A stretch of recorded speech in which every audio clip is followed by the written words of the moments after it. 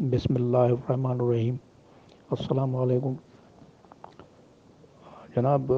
2 دن پہلے میں نے بیفور متاثر کا ایک بندے کا اسی اپنے چینل پہ یوٹیوب پہ جو ہے وہ سنا۔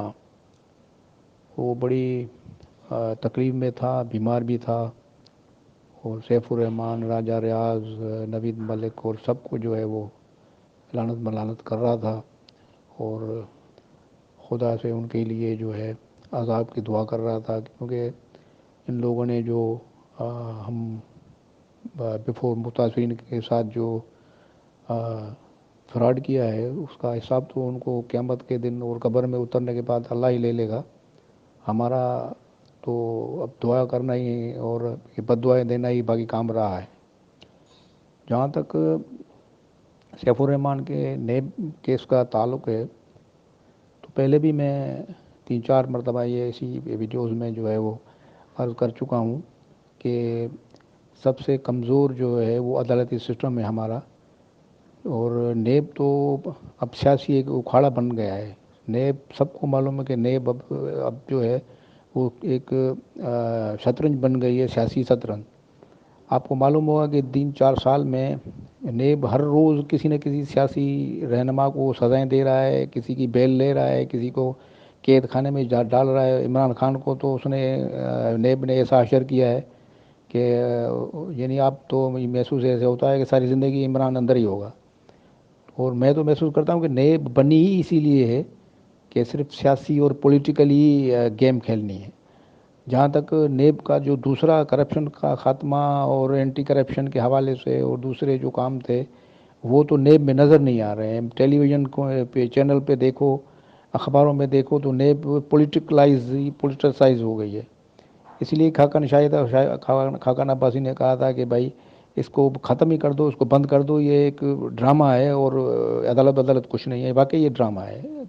4 سال سے 2020 سے 21، 22، 23، 24 سے ایک بیفور یو کا کیس ان سے حل نہیں ہو رہا ہے۔ وہ بندہ آتا ہے اور تاریخ لے کے چلا جاتا ہے۔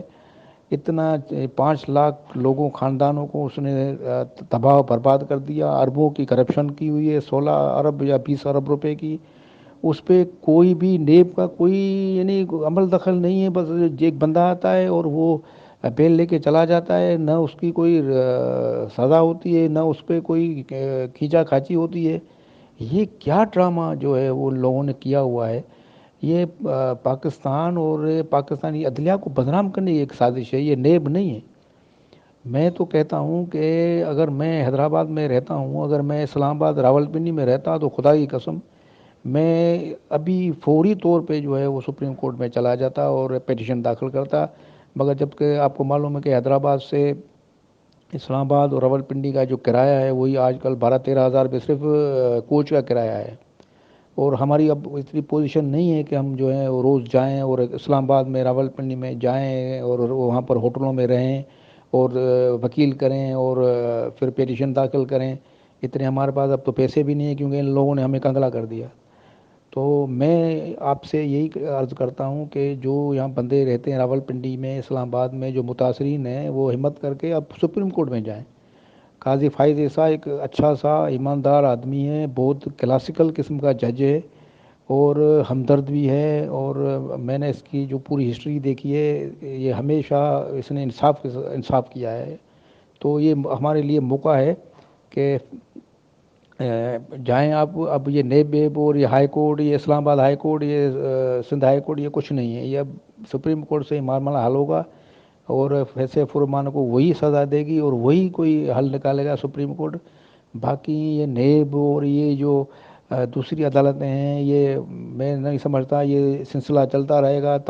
مجھے تو اب یہ بھی خدشہ ہے کہ خدا نخواستہ یہ سیف الرحمان بھی چلتا نہ چلا جائے، کیونکہ اس کے پیچھے اب جو لوگوں کی پھٹکار ہے اور جو اس پہ لعنت ملعنت ہو رہی ہے نا، اب میں سمجھتا ہوں کہ یہ بھی دنیا سے چلا جائے گا اور یہ پیسے پتہ نہیں کہاں چلے جائیں گے جو ہمارے جو متاثرین کے رہے ہوئے ہیں۔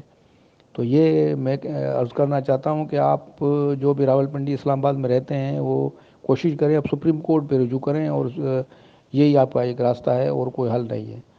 باقی جو متاثرین ہیں پریشان ہیں، اللہ تعالیٰ ان کو ہمت دے، ان کو صحت دے، تندرستی دے اور صبر بھی دے، اور دعا ہے کہ اللہ تعالیٰ ہمارے لیے یہ جو ہم نے پیسے جو بیفور میں لگائے تھے وہ ہمیں اللہ میں اپنی مہربانی سے رسول اللہ صلی اللہ علیہ وآلہ وسلم پنتن معصومی کے صدقے ہمیں جو ہے اپنا جو حقی کمائی وہ ہمیں دلائے انشاءاللہ تعالیٰ۔ وعلیکم السلام۔